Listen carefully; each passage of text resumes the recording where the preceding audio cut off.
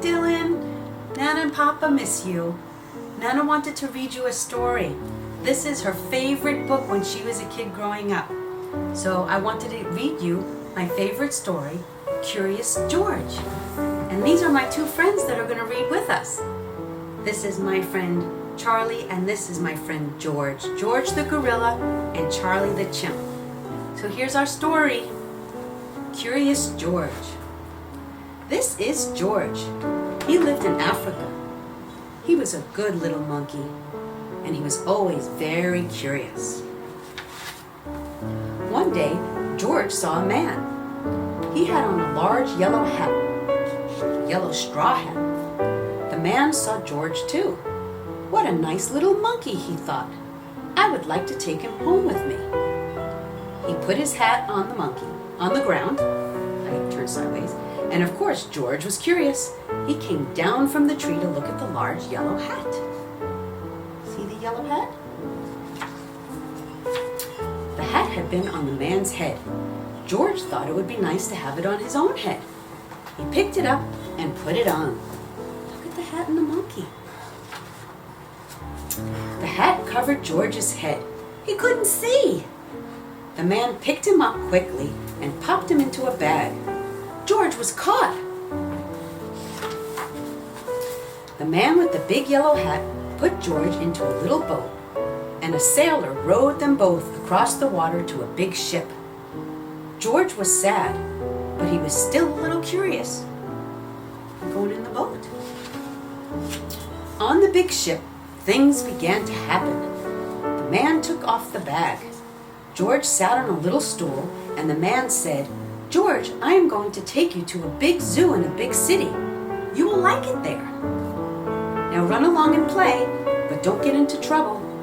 George promised to be good, but it is easy for little monkeys to forget. On the deck, he found some seagulls. He wondered how they could fly. He was very curious. Finally, he had to try. It looked easy, but... Oh, what happened?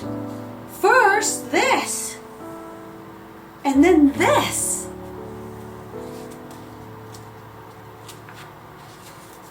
Where is George? The sailors looked and looked. At last they saw him, struggling in the water. Oh no! And almost all tired out. There's George in the water. "Man overboard!" the sailors cried as they threw him a lifebelt. George caught it and held on. At last he was safe on board. See George? After that, George was more careful to be a good monkey, until at last the long trip was over. George said goodbye to the kind sailors, and he and the man with the yellow hat walked off the ship onto the shore and into the city to the man's house. After a good meal and a good pipe, George felt very tired.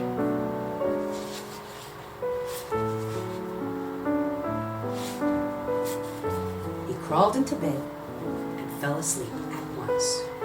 Good night, George. The next morning, the man telephoned the zoo. George watched him. He was fascinated. Then the man went away. George was curious. He wanted to telephone too. 1, 2, 3, 4, 5, 6, 7. What fun! Ding-a-ling-a-ling-a-ling. George had telephoned the fire station. The firemen rushed to the telephone. "Hello, hello," they said. But there was no answer. Then they looked for the signal on the big map that showed where the telephone call had come from. They didn't know it was George. They thought it was a real fire.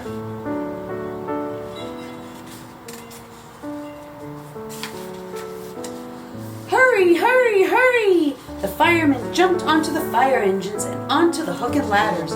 "Ding dong, ding dong! Everyone out of the way! Hurry, hurry, hurry!" The firemen rushed into the house. They opened the door. No fire! Only a naughty little monkey. "Oh, catch him," they cried. George tried to run away. He almost did, but he got caught in the telephone wire, and a thin fireman caught one arm and a fat fireman caught the other. "You fooled the fire department," they said. "We will have to shut you up where you can't do any more harm." They took him away and shut him up in a prison. Poor little George. George wanted to get out. He climbed up to the window and tried the bars. Just then the watchman came in. He got on the wooden bed to catch George, but he was too big and heavy. The bed tipped, and the watchman fell over, and quick as lightning, George ran out through the open door. Whew, he's getting away. He hurried through the building and out onto the roof. And then he was lucky to be a monkey.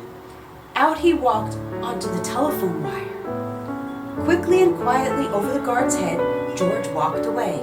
He was free! Yay, George! Down in the street, outside the prison wall, stood a balloon man. A little girl bought a balloon for her brother. George watched. He was curious again. He felt that he must have a bright red balloon. He reached over and tried to help himself, but instead of one balloon, the whole bunch broke loose, and in an instant, the wind whisked them all away, and with them went George, holding tight with both hands. Fly away, George! Up, up, up he sailed, higher and higher. The houses looked like toy houses, and the people like dolls. George was frightened. He held on very tight.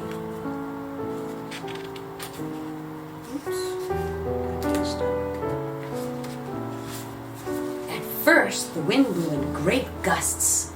Then it quieted. Finally, it stopped blowing altogether. George was very tired. Down, down he went, bump, onto the top of a traffic light. Everyone was surprised. The traffic got all mixed up. George didn't know what to do, and then he heard someone call, "George!" He looked down and saw his friend, the man with the big yellow hat. George was very happy. The man was happy too. George slid down the post, and the man with the big yellow hat put him under his arm. Then he paid the balloon man for all the balloons, and then George and the man climbed into the car, and at last, away they went. To the zoo! What a nice place for George to live. The end. Hope to see you soon, Dylan. We love you.